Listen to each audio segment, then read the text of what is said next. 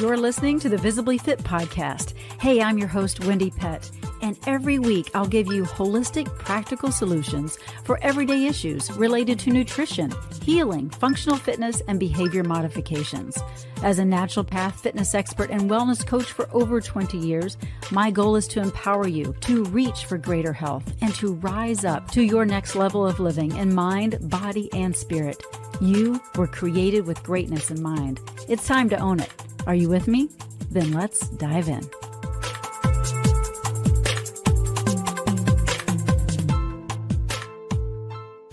I want you to practice a little shadow boxing and no longer allow your past or adopted titles that weren't meant for you in the first place to stand in the way of God's greatness and calling on your life. So, are you ready? All right. I want you to actually pick up those boxing gloves. Yes, go ahead.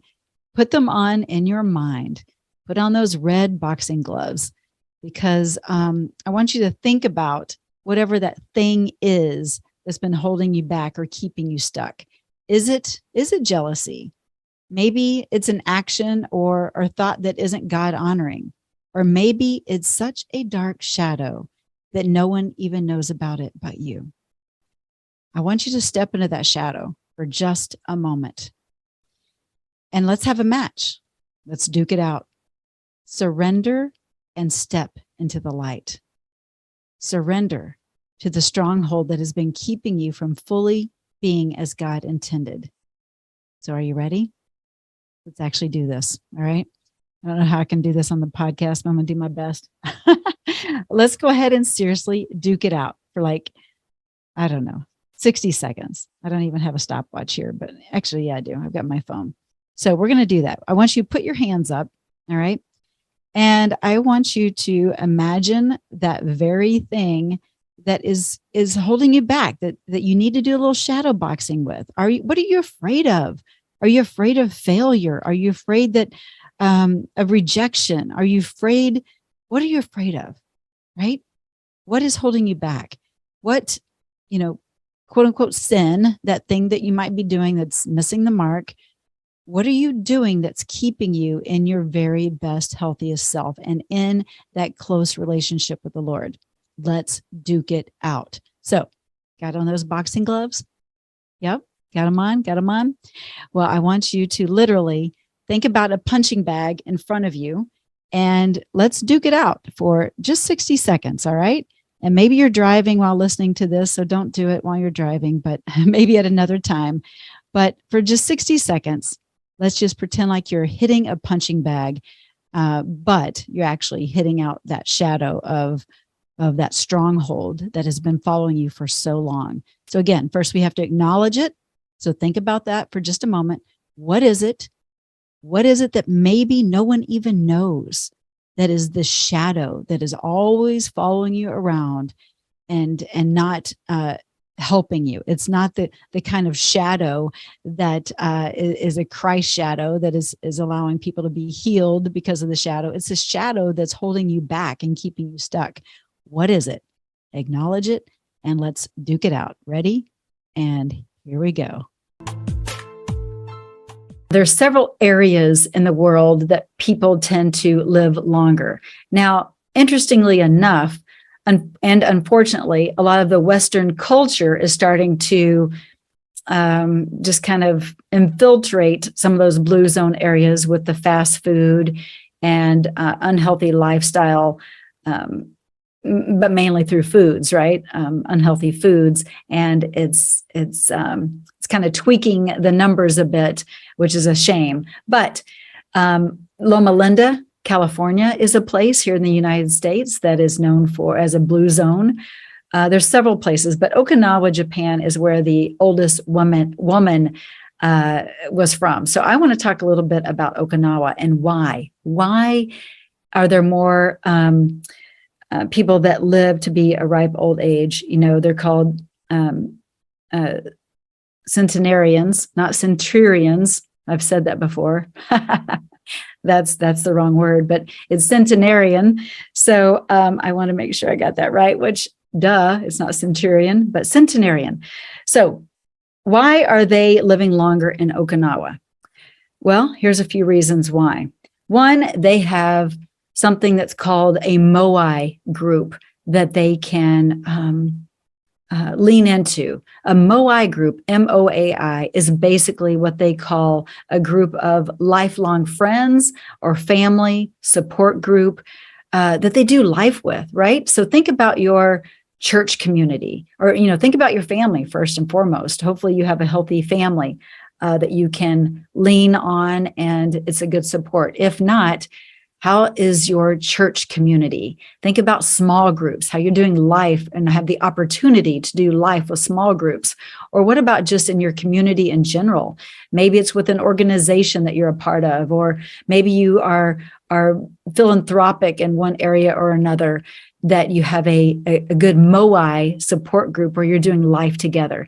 This is one of the key ingredients to becoming as someone who is a centenarian, right? So a MOI group, this allows people to live longer, and the effects of a MOI group are incredible.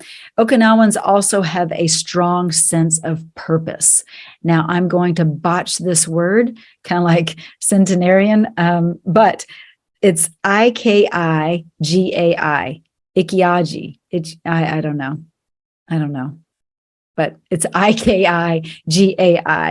And that is their sense of purpose. They have a strong sense of purpose, something that is like, oh, I have a reason to get up in the morning. So do you know your purpose? Do you have that reason, that drive that's pushing you and propelling you out of bed each and every morning? And I don't just mean your job. Like that's maybe it's your job. Maybe your job is a big part of your purpose, but I would say the majority of people, their job is just their job. So really knowing your purpose will help you live longer. Do you have piles of clothes in your closet? Do you have just stuff laying around, piles of papers? Do you have a lot of stuff? Maybe you really are a hoarder. Okay. Now I have watched that show. I don't know if you've watched the show called Hoarders, and it's one of those shows that's hard to watch, but yet you can't stop watching. You know what I mean? It's like, wow, you feel this compassion for these people, empathy, and yet you scratch your head thinking, how are they living in these conditions? Well, if you are listening and you're like, oh my goodness, I'm technically a hoarder. Listen, I'm not bringing any condemnation or shame or anything as we have this podcast and this discussion. I just want to bring awareness to how the effects of stuff really does stifle and affect our best health. And you may even just have, I don't know, a junk room or a junk drawer or two. And this is actually affecting you. Now, hoarding is considered a complex psychological disorder, and it's characterized by an excessive accumulation of belongings and the inability to part with them. Okay. It usually leads, of course, to cluttered spaces. For many individuals that are dealing with hoarding or just, those junk rooms, junk drawers, junk closets, it can just really start to take a preoccupation of your mind. And you probably don't even realize it sometimes. It's just kind of running back in the back of your mind of, oh, I really need to clean up that pile or go through that box, or it's just always a preoccupation. And so it's keeping you from the freedom that we really long for, right? We really long for that freedom to be able to think more clearly and to have more creativity, and having stuff around us that feels kind of suffocating. It diminishes and stuff, I guess snuffs out is the word. It snuffs out our creative ability.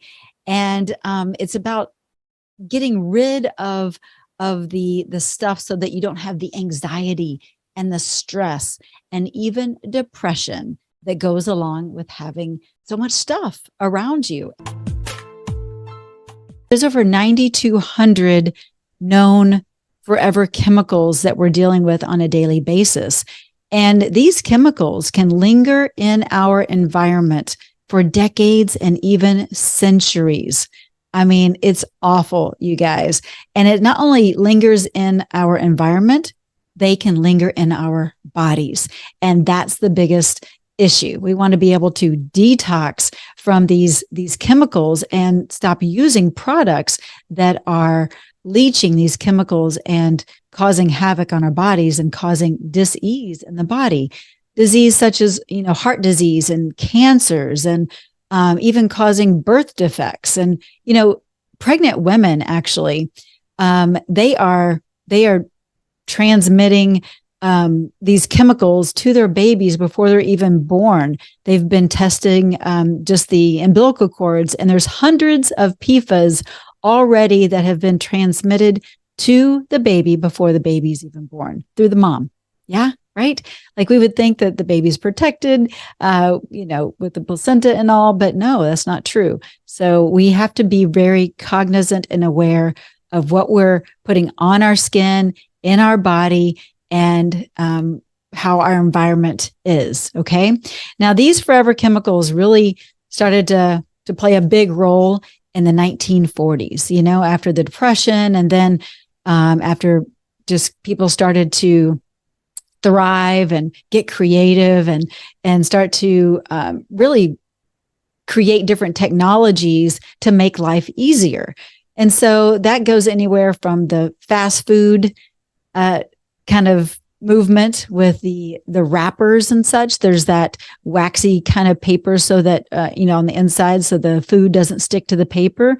Well, that has forever chemicals on that wax. There's things like Teflon. Teflon, you've heard of Teflon, and that is known as a carcinogen, right?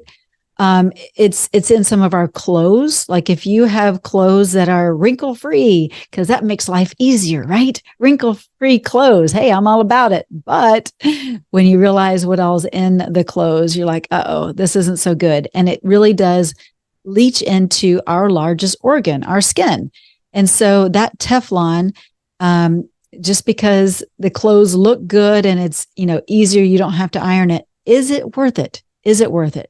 The answer is no. How about wrinkle-free sheets, right? So you're tossing and turning. Hopefully you're sleeping, not tossing and turning. But what I mean is you're in bed and you're, probably have hardly anything on, just your sleepwear, but it's your skin is absorbing that Teflon that is in those wrinkle-free sheets. And so is it worth it?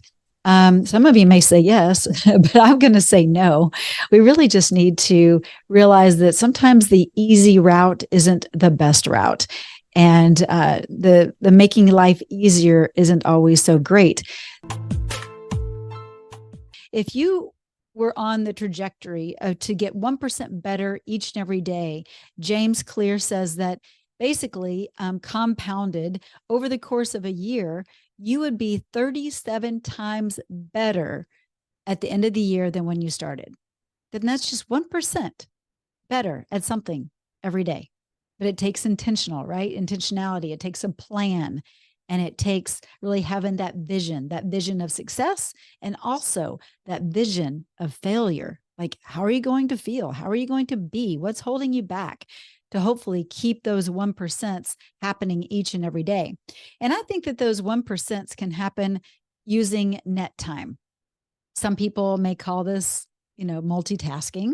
Some people call it habit stacking, but I'm just going to call it using net time, because there's so many ways in which you can incorporate something else, that 1% of something else that's healthy, to your already existing lifestyle. For instance, the other day I was on the vibration plate, and it's about a 10-minute routine that I do. And I'm just on the vibration plate, enjoying it, but it's 10 minutes of just the vibration plate. And I thought, well, why am I not doing my 7x11 exercises, my Visibly Fit exercises while I'm on the plate? Duh. So I started doing my 7x11s on the vibration plate. And it was perfect timing. Like, it was exactly 10 minutes. And I thought, bam, that's a new habit stack. So I'm going to use net time for this area of my life. and get in my 7x11 exercises in that moment instead of doing them separately. So that's what I mean by using net time to create, that 1% better opportunity in your life each and every day. Sitting is just as detrimental to the body as smoking. And so you have to move your body. I don't know what you do for a living, and I don't know kind of your habitual routine of your lifestyle, but if you are not moving your body, I'm here to give you a push, a loving push. Again, the body starts to atrophy just after 20 minutes of not working against gravity. So if you are sitting all day long, you need to stand up. You need to do some calf raises. You need to do some squats. If you're standing all the time, squat down or do some calf raises. We have to work against gravity. Instead of taking elevators and escalators, take the stairs. Always take the stairs. It really does make a big difference, especially like midday when you have those midday slumps and we were able to take a break and go back to our room for whatever reason. Instead of taking the elevator, I took the stairs and all of a sudden I had more energy. That slump was gone. So a lot of times you just need movement. Don't reach for caffeine. Don't reach for sugar. Please, please, please don't. Your body just needs movement. We need to get the blood pumping, the heart going. And also, it will help with clarity of mind and help you have a better attitude.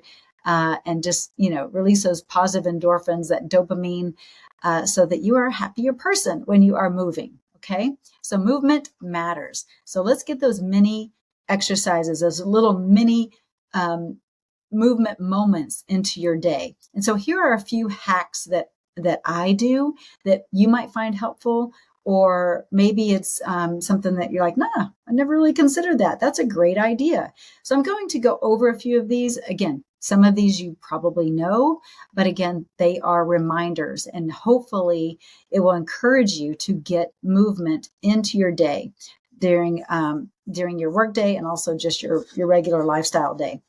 When I am doing things I do all the time, like, every day, like brush my teeth or dry my hair, things like that, I will do squats while I'm brushing my teeth, or I'll do calf raises. Same thing with blow drying my hair. Squats or calf raises or something, even some lunges. You can do, get creative. Get creative with your movement. But why not? Why not like double up on your effort if you're just doing that same routine over and over every day, and you can incorporate some movement, even if it's like little side steps while you're brushing your teeth, or walking around the bathroom or around the house while you're brushing your teeth. Getting movement really does matter, and every step counts. It really does. Loneliness and isolation is actually a real problem. In an article from the Department of Health Sciences in the UK that said that social isolation and poor relationships contribute to 29% of an increase of cardiac heart disease and 32% increased risk of stroke. This is loneliness and isolation. Have you ever thought of that? Have you ever considered it? It is something that I hear more and more of, that people are lonely and they're in an isolated place. And it doesn't have to be that way, but here's something else that I'll tell you. This is a stat that might help you, if you are in a place of loneliness or isolation, help you take steps to change that situation. Okay. We all have different journeys that we're on, and it could be that you have lost a spouse and you're alone, or it could be that you're in a maybe just a depressed state. It could be all kinds of things, right? But I've got some steps and some ideas of ways to get out of this loneliness. But here's what I wanted to tell you is, we've all heard that sitting is the new smoking.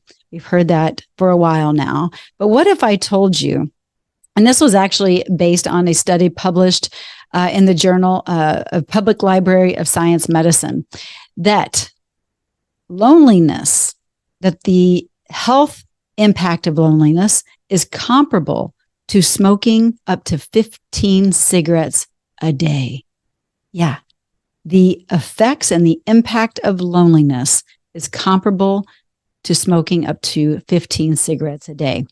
Obviously, you're not going to have the lung issues from cigarettes, but the impact at the cellular level and what it does to our bodies is huge, and to our minds.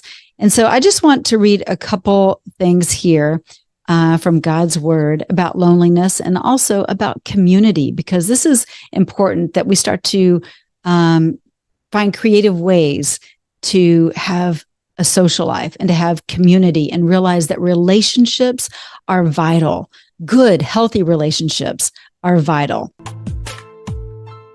Stretching does more than just allow you flexibility. It actually does so many more things than we're going to talk about. But one of those things is, again, that flexibility, which is the main reason that most people stretch, because they want to be able to reach something off of a, top shelf, or they just want to be able to reach down and touch their toes, or tie their shoes, for goodness sakes, right? Like some people are not even flexible to be able to bend down and tie their shoes. So regular stretching can improve that flexibility and range of motion. And this helps you perform better with your physical activities and just everyday daily life activities, like I mentioned, just tying your shoes. But it also helps to reduce the risk of injuries. But here's the deal. Individual flexibility really depends on many factors, and everybody's different, right? But it really determines on your joint structure, your ligaments, your tendons, your muscles, your skin, your fat tissue, body temperature, your gender, your age. It really determines multiple things as far as how flexible you are. But there are some people, and I know several of them, that rarely stretch at all, and they are as pliable as rubber bands, right? Like they are like Gumby. They can just move here, there, and everywhere, and they're not in pain. And you're like, wow, that's amazing. While others of us, including myself, we have to practice more in order to get more flexibility. And so that might be you. I mean, I would say that the majority of people need to practice stretching so that we can have that flexibility that we desire. Because without stretching and flexibility, actually the connective tissue of the muscles becomes weak. And we don't want that, because that weakness increases the potential for damage when like situations suddenly demand a powerful like muscular contraction. Like here in Minnesota, I've mentioned this before in this podcast, but it's cold and icy in the winter. And if you slip on a piece of ice and you kind of jolt quickly and your muscles contract quick, and if you haven't been stretching and if you're not a little more flexible, you could risk being injured and fall even. But if you're more flexible and pliable, the risk of injury is less, and you're able to recover quickly out of something like that when your muscles contract quick. Seed oils are derived from the seeds of various plants. That makes sense, right? Seed oils. They derive from seeds, and often they are grouped together. And like I said, they're known as the hateful eight. Now, I want you to kind of think in your mind right now, what might those seed oils be? And maybe you don't know. Maybe it's something that you use a lot already, or maybe you've heard about it and you're seeing it more and more in processed foods. But I'm going to give you a list because there's safflower oil, there's sunflower, there's canola, soybean, cottonseed, grapeseed, corn, and rice bran. Okay, so those are kind of the hateful eight. And if you start looking at your the packaging on things that you buy, you're probably going to see that most of the processed foods, if you have them, hopefully you are weeding those out and you're no longer purchasing processed foods. But if you have some, you're going to notice that these are in the foods because they help with shelf life so much, right? And they're very inexpensive. And so food manufacturers really are using a lot of these seed oils, and it really gets our omega-3s and omega-6s way out of balance. And that's what leads to the inflammation. Do we need omega-6? Yeah, in small amounts, but man, it's like topsy-turvy right now with the way in which people are consuming these seed oils. So I know, especially with RFK Jr. coming into play, he's talked a lot about seed oils. You're hearing more and more of it. So that's really why I wanted to talk about it, because a lot of people just really aren't aware, right? And so let's go back to these seed oils and understanding that these oils are typically there's two different ways in which there are methods in which they're processed. They are cold pressed, which maintains more of the nutrients and flavor, and chemical solvent extraction. Now, that's where seeds are treated with solvents before being fully refined and deodorized. Now, these oils are common. I mean, they are in your kitchen probably right now as we are having this little conversation. And I want you to become more aware, okay? Because again, the food manufacturers really love seed oils because they're affordable and there's more of a neutral taste, and it allows the high cooking temperatures to be handled better, or so they think, right? Now, they contain polyunsaturated fats. And again, that's going to be that omega-6 fatty acid. And that is what is, beneficial in a small amount. But in the Western diet, it's just really, it's way topsy-turvy. We need to have more of the omega-3s because these omega-6s are leading to unhealthy balanced diets, and it's promoting major inflammation. And these inflammatory responses, what happens? Well, it's associated with chronic conditions like heart disease, diabetes, autoimmune disease, the list goes on. Cancer, which is an autoimmune disease. So it's really understanding that it's not one thing that we're consuming, but seed oils are a major thing that we're consuming that is really wreaking havoc on our health. And so what do we do about it? Well, there's a lot of things that we can do about it. But these seed oils, they can oxidize, and they form really harmful free radicals. And that's what's going to damage our body at the cellular level. And guess what? That accelerates aging. Magnesium is actually one of the top 5 minerals that is most abundant in the human body, or it should be. It should be one of the most abundant. But again, the standard American diet is keeping that from happening, as well as agriculture, the agricultural industry. And so it's keeping people lacking. And this is a much needed electrolyte. It really is. So I was thinking about a study that I read the other day, and it was a study that was published in the Journal of the American Osteopathic Association. And it says that as much as half of the total United States population is magnesium deficient. Okay? More than half. I mean, that's a lot. That is a lot. If you aren't getting enough magnesium, then honestly, you are setting yourself up for metabolic disorders, osteoporosis, cardiac events, and much more. Because again, your body cannot metabolize vitamin D if magnesium is not in play. So if you're deficient, it's a bigger issue than you might realize. Okay. Magnesium helps to regulate your blood sugar levels.